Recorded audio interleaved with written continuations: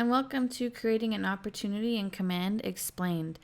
When you're in Command and you want to create an opportunity, the first thing you're going to do is come down here to the left-hand side where it says Opportunities and click through into the Opportunities section. Now, the reason you want to make an opportunity in Command depends on how you're using the system. If you're using the system at a high level, anytime you get a lead that you're trying to cultivate or convert, you want to come in and add them in to an opportunity at that point so you can track them in your pipeline and track your progress in the system. The alternative is when you are doing your paperwork uploads to the deal admin in the office, you could also choose to just create an opportunity at that point. And we cover that in our class on adding a listing to Command or adding a buyer deal or lease to Command. So you can learn that there as well. In order to create an opportunity in Command, what you're going to do is come into the opportunity section and you're going to make sure that, first of all, you'll notice at the top here, if you're on a team or anything like that, you're going to see that you can create an opportunity under your own name or under the team name. So make sure you have the right one selected in order to be able to share it or have your Rainmaker see the opportunity as well in their system. And what you're going to do is make sure that you're choosing the right type of opportunity. So there's listings, there's buyers, and there's leases. There is no commercial at this point in time. However, you would just put it in under the same type of opportunity, whether it's residential or commercial. What you're going to do is come over to the right-hand side and select Create Opportunity. And that's going to open up this dialog box. It's going to allow you to fill in all the information that you need in order to track your opportunity. So the first thing you're going to go through is fill out all of this information. Keller Williams, make sure that it's applied to the team. If it is the team, it will be there automatically. And then right here under opportunity type, you're going to want to select what the opportunity is. Is it a listing, a buyer, landlord, or a tenant? So in this instance, let's say that we're creating a buyer opportunity. I'm going to select buyer here. Now the owner, if I'm on a team, is always going to be the Rainmaker, so don't worry if you see that. However, if it is your own business, then it will just say your name or it will say me. And the next step is to add the client into the system. So in order to add an opportunity, your client has to already be in the Command system. So if you don't have your clients in here, stop now, go out and watch the video on how to add a client to Command, add your clients in, and then come back to this section. Once your clients have been added in, you're just going to click on the select box and start typing. The client's name will auto-populate as you type, and you'll be able to select that client. Now, in some cases, you're going to have a client that's linked to another client. So, for example, partnership or spouses or people in a relationship or business partners or parents and kids, whatever that looks like. When you added the contact in, if you linked those people together under the relationship section, you would be able to just click here and you'll see that that person's name will auto-populate. If you haven't done it, that's okay. Just start typing their name the same way we did when we were adding the client in, and the name will auto-populate and you can select it there. Just remember to go back and link the accounts later on if you want to.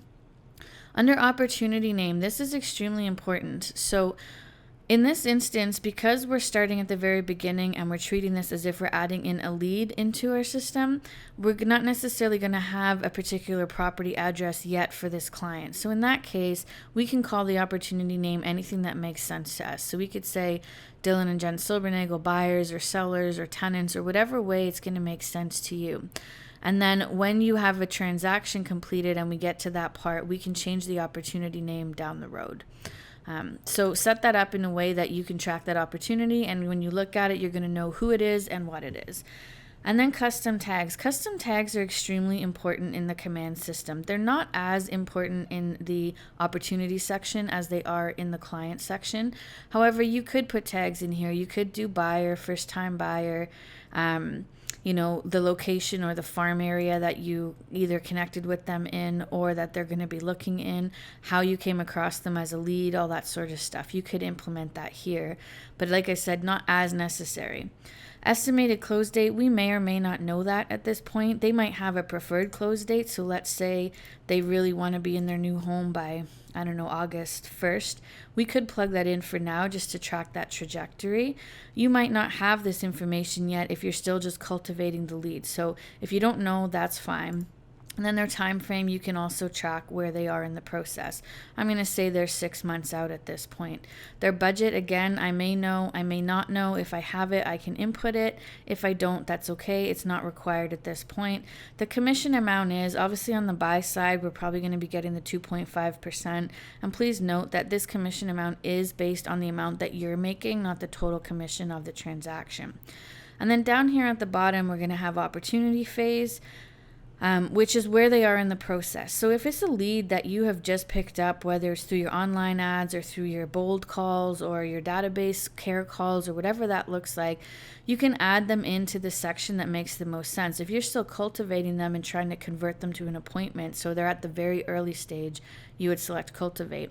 If you've got an appointment lined up, then you can select appointment. And if this is somebody who's already active, you have a contract with them, you could select active. We're going to select cultivate here because we're going to start at the very beginning. And then the opportunity stage is where we're at with the situation. So this is what type of lead are they? Am I just watching them right now, maybe setting them up for some auto emails, doing my calls, my quarterly calls, whatever that looks like? Am I nurturing them and trying to convert them, maybe running them on an 8x8 and trying to get them to that appointment? Or are they a hot lead that's ready to go and I'm just basically waiting to set a date for my appointment? I'm going to select hot for this one just because we can do that, and that's kind of the setup of your initial opportunity. Now notice down here at the bottom it says assignees and my name is here. That's because this lead, this opportunity is assigned to me within a team system. So if you are on a team, this will apply to you. If you are not on a team, it won't. Just make sure, and if you're an admin on a team, just make sure it's applied to the right person so it shows up in their system and also it's trackable on the Rainmaker's end, okay? Once you're done adding in all that information, you're going to hit create. And once you create it, you're going to see that opportunity page is going to come into this section here. So now in this section that we're in, this is what we call our opportunity page. You're going to notice across the top there's some additional information you can plug in. The details are the information about the client or the lead or the listing if it is a listing opportunity. So in this instance, this would be where you would input their current home address if you had it.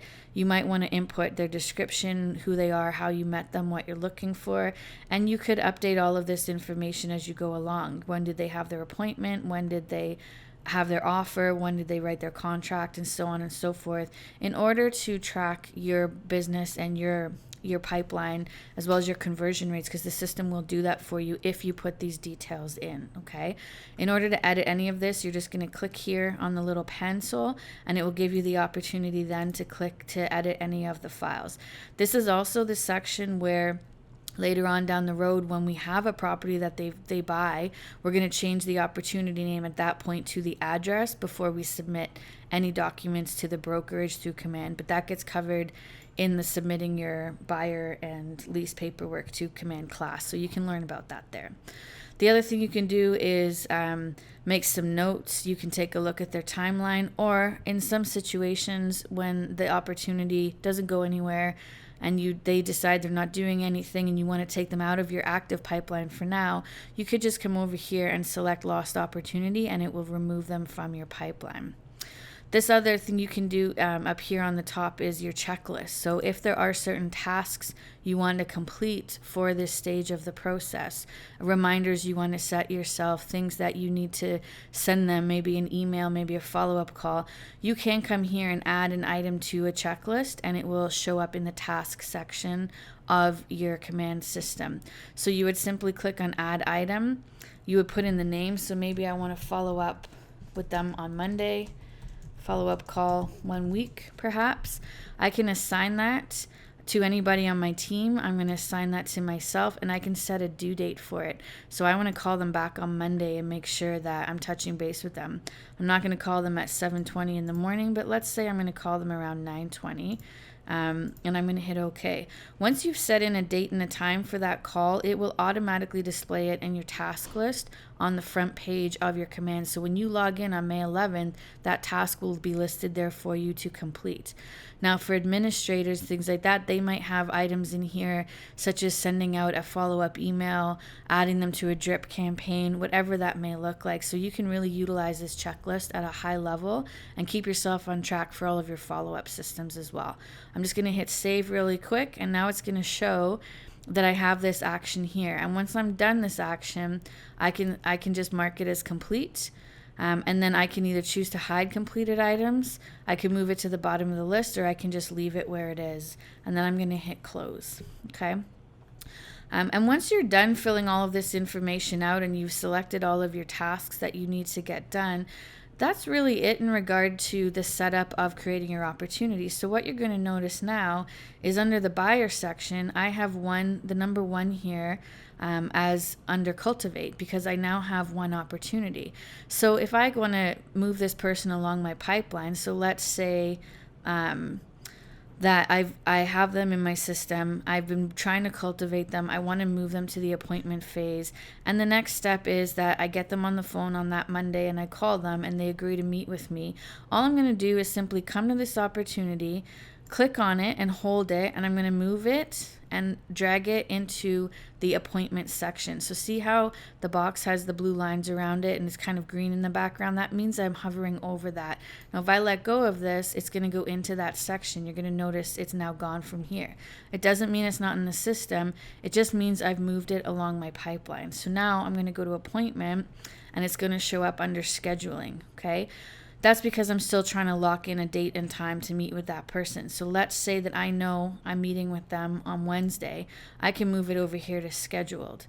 And then once I have gone on the appointment and I've kept that appointment, I can move them over here to kept. Now, the reason that you want to move them along through the system is because it's actually analyzing your business as you do this. It's tracking how many you're scheduling, how many you actually book, and how many you actually attend, and it will give you your appointment ratios. So that's why you want to do that.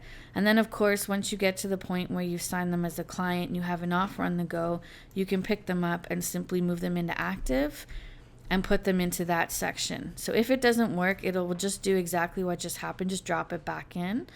In this instance, now I've put them into active because we're shopping, and they're under the searching category. I can move them along here as well. I can put them into showings, I can put them into negotiations, and then I can move them into legacy as well once they've completed that section. Okay, so that's how you move them through your pipeline. And the idea here is that when you're logging into Command every day and you're actively adding people to your pipeline, you should also be actively moving people along through the pipeline. The goal is to get them from cultivate to closed. Okay.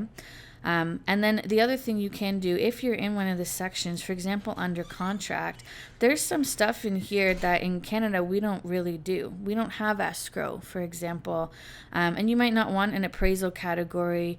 You might want to edit the inspection category. So what you can do is select the stage you want to edit and just come up here to the right and click Edit Stages. And that will allow you to just actually remove or edit or rename the stages. So for example, I'm just going to delete escrow because I don't use it. And now inspections, I'm going to change that and I'm going to call it conditional period because I'm in my conditional period, right? So I can save that there. Now appraisal and finance, I really also don't truthfully need, but I could keep them.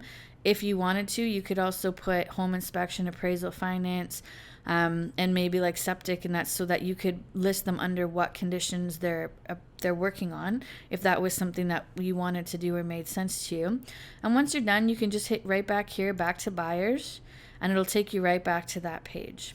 And once they're under contract, you move them over, and then once they're closed, they just come into this legacy section and they stay here as a previous opportunity that you have completed and closed, and you'll be able to access their file, access any documents you've uploaded, access your office paperwork, your open trades, your closed trades. That will all exist under that same opportunity, which will never leave your system unless you remove it. And you can do that for any type of opportunity. It's the same process for all of them. Just make sure when you're inputting them that you're putting in the right type of opportunity so it goes into the right pipeline. And what the system will also do on the right hand side here is it will track your potential and then your probable income. So the difference between the two is that your potential will start from cultivate. So once you add somebody in, it will take your percentage ratios of your conversions, and it will track what you could potentially make. And then as you move people through to appointment and then active and then under contract, those percentages will start to go up, and your probable income will start to calculate. The closer you get to closed, the closer this is going to get to that 2.5%. And that's going to show you where you are in regard to your potential and your probable income for the year and where the money is coming from. And that's really it. So that's the section on creating an opportunity in Command. I hope that was helpful, and thanks for watching.